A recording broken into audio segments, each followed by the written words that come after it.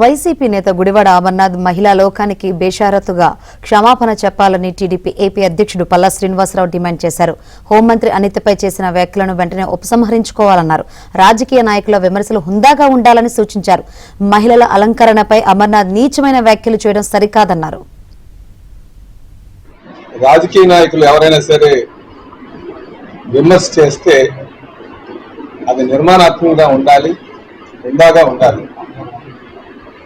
అని మధ్యన అది గుడివాడ అమర్నాథ్ గారు మహిళా హోంమంత్రికి సంబంధించి అనిత గారి గురించి ఒక అనుచిత వ్యాఖ్యలు చేశారు. అది ఒక దళిత మహిళని అవమానించే విధంగా ఉంది. అంతకంటే ఒక మహిళా లోకాన్నే కించపరిచే విధంగా మాట్లాడేటట్టుగా ఉంది. దాన్ని మేము తీవ్రంగా ఖండిస్తున్నాం. దయచేసి ఆ వ్యాఖ్యల్ని ఉపసంహరించుకోవాలని చెప్పేసి మేము తెలియజేస్తున్నాం. అది బేషరతుగా